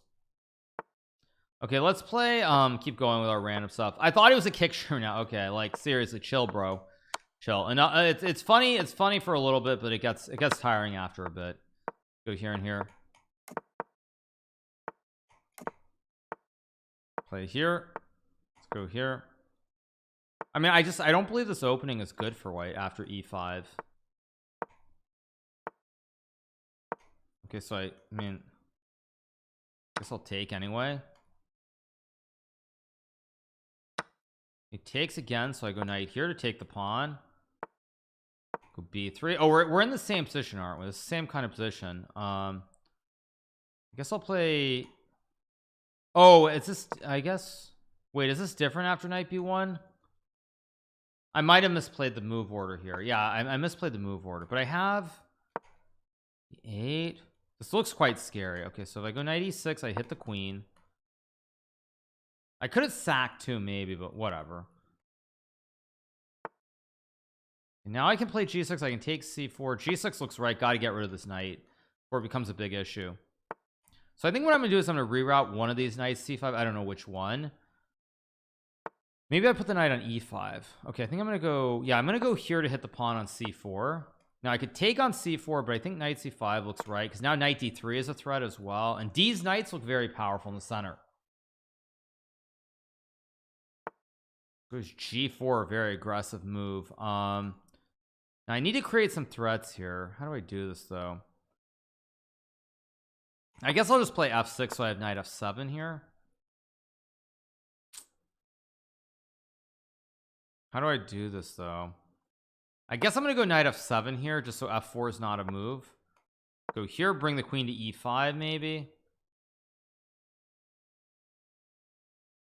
I mean, this is very scary to play. I don't like my position, gotta be honest here. I don't like it at all. Now he plays knight d5, which I don't like at all either, because now he lets me get rid of my bad bishop, and in return I think I can go knight e5 here, and these knights are a little bit jumpy again. Like, these knights are not so bad on e5 and c5. Now I can even go here, look to fork him with knight f4, and now c4 is loose, and he's completely messed this up.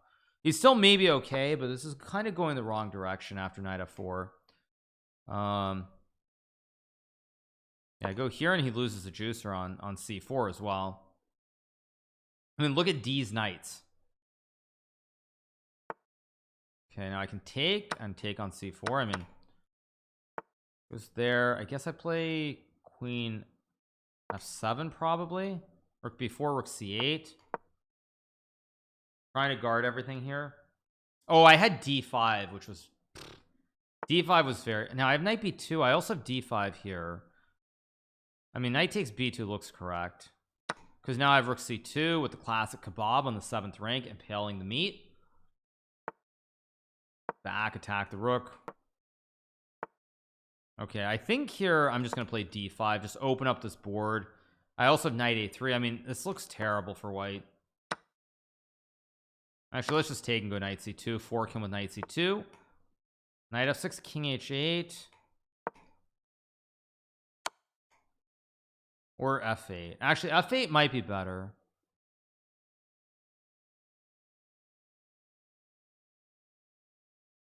h8 stuff. h8, queen b2. Yeah, h8's got to be fine. Yeah, because now I have check, and I can also take the rook. I mean, I also have a3. Yeah, this is totally falling apart. I assume I just eat the juicer, because now the rook attacks the queen, knight's on pre, and that's game over. Thank you to Thor for the 15 months, enjoying your streams on Kick too. Thank you so much, appreciate Thor. Takes, and I mean, this is just over.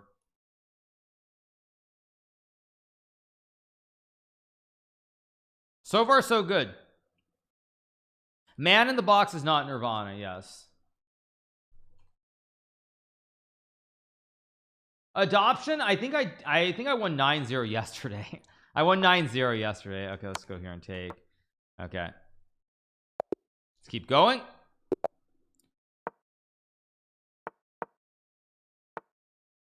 Do I think chess needs draws? I don't know. Let's go here. Do you think chess? Yeah, chess. I mean, I don't know. Let's play knight h4 here. You can play g5. I don't care. Let's go here and bishop b2.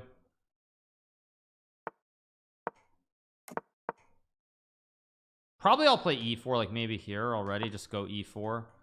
He has bishop a3. I'll take and just castle.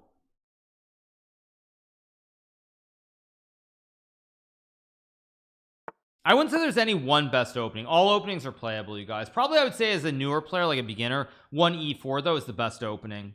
1 e4 has got to be the best choice in general. Okay, I guess, I mean, I can play bishop f3 and go put the knife on f5. I don't really want to play it though. I also don't really want to play queen c1, but I think I will. And we'll just have fun playing an endgame here. I mean, I guess I'll play h3, kick the bishop back, probably drop the knight back. I mean, this is a very, very flat position. It goes d4, which is interesting. Okay, I think I'm gonna play a4. I don't know if it's a good move, but I'm gonna play it anyway. And I think I'm gonna go a5 here actually. Plays b5, which feels a little bit wrong here somehow. I think I'm gonna go c3 and try to chop the center, because now he has weak pawns. I mean, the knight guards them both, but both these pawns are a little bit soft. And I can reroute the knight. I can play rook c1. I don't love this for black here. Yeah, I don't love this. Goes a6. Let's play rook c1. More pressure on this pawn. Plays rook d8. What does rook d8 threaten? Nothing. So now what I'm going to do is he's just going to try to play knight e8 maybe. Maybe that's his idea. Huh. Actually, I think I should have put the rook on b1. Let's go here maybe. Yeah, I'll go here, knight e3. That's my idea. Actually, I can also play f4. I think I should play f4 first, and then knight e3. So there I go here. I mean, I have rook b2.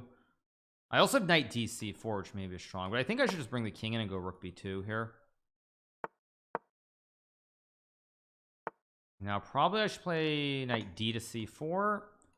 Good knight on c4. It's a bastion, of course. I have knight d5 as well. I can also play h4. I'm just gonna go h4 here. Okay, now he gives me knight d5, which of course I'm gonna play in a heartbeat because I can take and play d6. I have rook e1 also. I also have bishop h3, so all my pieces are sort of coming to life here, with rook e1 being the big point. There's also d6 check. This looks kind of scary in my opinion for black. He goes knight b5. The rook e he wants knight d6, so I play bishop h3 and takes. Actually, I think I'm gonna go here to hit the knight. Now I'm gonna take because now I have fe5 and but take I don't actually know which way to take here. It's interesting. Takes with the king, so if I take I get knight c. Wait a second. I just take and I take, and this is hanging though, and if he goes back the other way, he goes to one of these squares, I fork him with knight c6. Yeah, and he has no rook f8 check because king's in the way now, so we get another win. Yeah, second title Tuesday. We're playing a little bit later on. Yeah, we're playing this should just be winning. Check and rook e7. I also have knight a7, which wins. I don't even know which one to play, but let's just take this one. I mean, he gets that, but I get this pawn. Like, I mean, there's no way black is surviving this.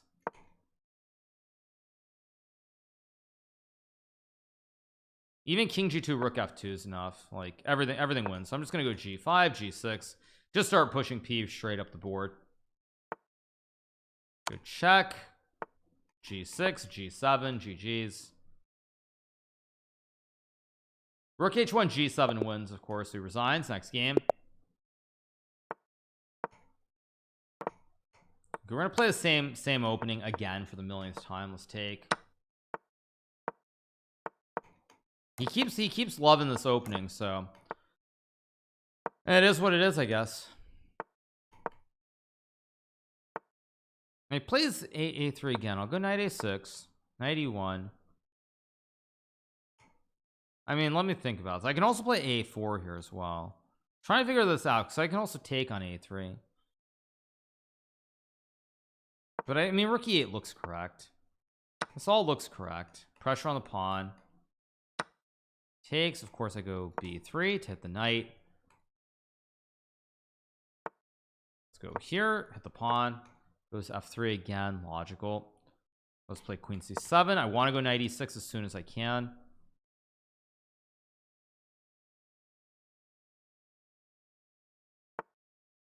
Go knight e6 might actually be a move here, but I'm gonna play rook d8 anyway.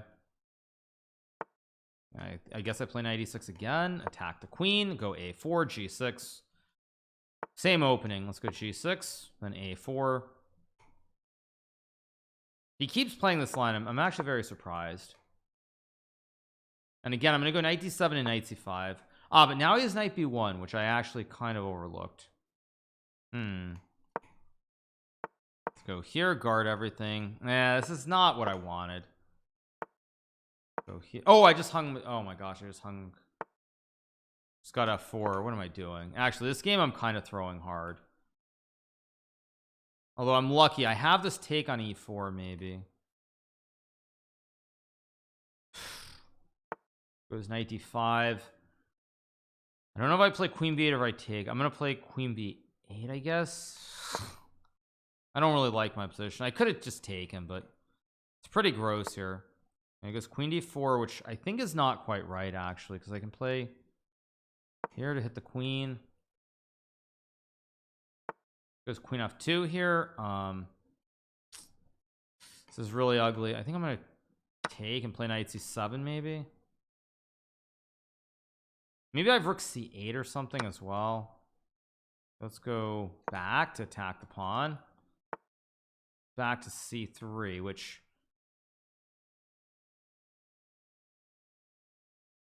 how do I do this? I guess I'll go here. Expected that. I think I'm gonna go. What am I doing? Knight g4 maybe?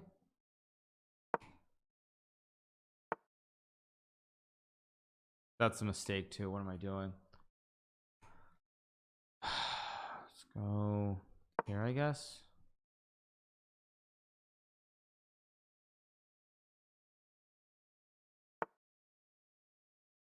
I play knight f6, knight a4, b5 maybe. No, okay, let's go back. I'm actually in real trouble here, but it's a question of whether I gamble. I think I am going to gamble here, by the way. I'm going to take a risk and play for this h5. Let's go here in h4. I'm going to take a big risk here and try to go for broke. Oh, did I just hang another pawn? I did. Okay, let's go h4. I mean, it's bad, but it's there's counterplay. Okay, it goes f5. Now I can take and play knight g5, I guess. Let's take and go knight g5. A knight e4. I mean, I'm trying to do something here. I'm obviously in a lot of trouble in this game. Take, so I go knight e4. And this is absolutely horrible. I'm gonna have to like sack everything under the sun. Maybe I just go d5 here. Go here. Knight g2 threats. I mean, I'm down how many pawns? I mean, I'm down like a gazillion pawns here. But he does do that, which gives me rook e3. And now, I mean, I'm kind of starting to get a little bit more play than I deserve. Isn't there check? What's that? Okay, now it's game on again. Yeah, it's game on. Because now I rook no, I just win now. I could have thrown in the check first, but whatever. No, I just win. There we go. I think it's what Flormsy for the 25 months. Doesn't matter how many pawns I'm down because I'm winning on the board. Should have checked first to force the king on the diag, but it doesn't matter. It's good enough.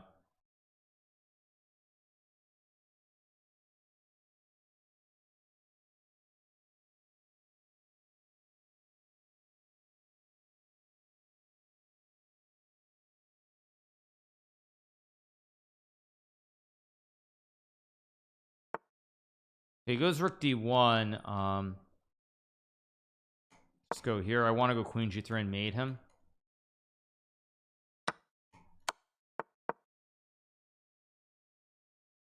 Okay, we got the win. Let's keep going.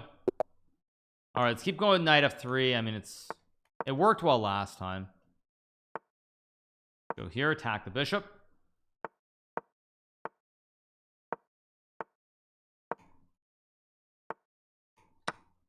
Let's go queen e2. So I'll play f4 and c3 probably. I am losing. Yes, I am losing. Plus 5.5 to losing. Welcome to chess, you guys. Let's play e5 here. Actually, I don't like e5. Not a good move by me. Because now he has g5. Okay, I'll play h4 anyway. He doesn't take advantage. Let's go here. He should have played g5. He missed g5. And now, I mean, I think it's going to be a very painful game for my opponent eventually. Let's go here. I mean, because I have a total grip on the king side. He can never really break. So because of that, the fact that he doesn't have like d4, he doesn't have f6 due to bishop h3, it's just like, it's a very hard position to play for black. Now, he goes c4. Now, I think what I'm going to do here is I think I'm going to actually play like bishop f2. I'm going to let him trade the pawns because I think his king is too stuck here in the middle of the board. Okay, I take. I'll go b3 and then, okay. Question is, do I castle here or not? My instinct is that I should, so I'll just castle. Knight a4, logical move. I'm gonna play queen to e2 and knight d4. I mean, the problem for black is he does castle now, but now I feel like I'm just gonna go knight g5 and h5. I'm gonna go for the kill here. I'm gonna attack him. Play not. Let's go with I play rook a1 when there's queen c4, so I'll go with this rook. Because now knight c4 I always have b3. I just want to play against these knights on the rim. Bishop h3 is a logical move that makes sense.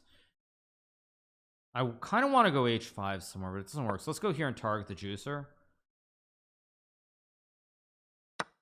Takes. I guess I take with the h pawn. I don't even know. Yeah, queen c4. I expected that. I play. Oh wait, I can't go to d1. So let's go to c2 and then play bishop f1 or b3 or b4. These knights are not looking so hot on the rim because I have b3, which is a huge problem here. Wait, what? Queen c3, queen d1, huh? I guard the rooks, the knights hanging. This is GG, I think. Shot the sheriff. Although he could sack the queen, I guess, and play knight c3 and knight e2.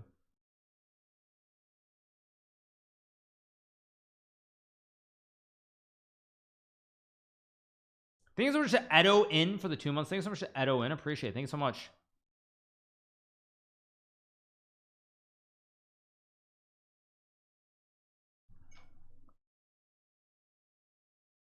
There's a Ewok server for the 10. They go Wizard Guru for the 23 and GB Bandit. Just take. Okay. He's going all in here. He's trying to be a hero. He's down what? He's down a lot of material, but he's trying to be the hero. Plays d3. Okay, wait. This cannot possibly be working. Okay, I take. I go here. Like c2, I go queen d2. Knight c4. I can even just take. Okay, I go here and rook d1, and I struggle to see how he's breaking through. He's missing a lot of materials. Now I could even just take the pawn on c3 here, which is good enough, I guess. If I take d1, take 6, king g2, there are no tricks. Yeah, that's just good enough. Let's go here. No fossils. Queen covers the squares. Just completely lost for my opponent. I know it was plus 5.5 when he resigned, but he was out of time, which is why I also allowed it to get to that point. Okay, I can take the knight if I want. I mean, again, it's hard to see a world in which my opponent survives this. I mean, this a pawn. Let's go here. He can't take, of course. Let's go here in a6, a7.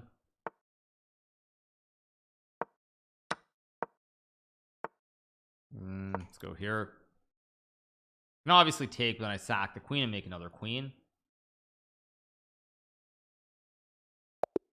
Yep, and we get the win. We get the win 6-0, up our rating to 30-12. All right, you guys, I'm going to take a short break for a little bit ahead of our second Title Tuesday. I'm going to try to do better in it, but I'm taking a short break. We're going to come back a little bit later. We're going to put up a video for a bit while I go get some food and get some coffee, and we'll be back very, very soon.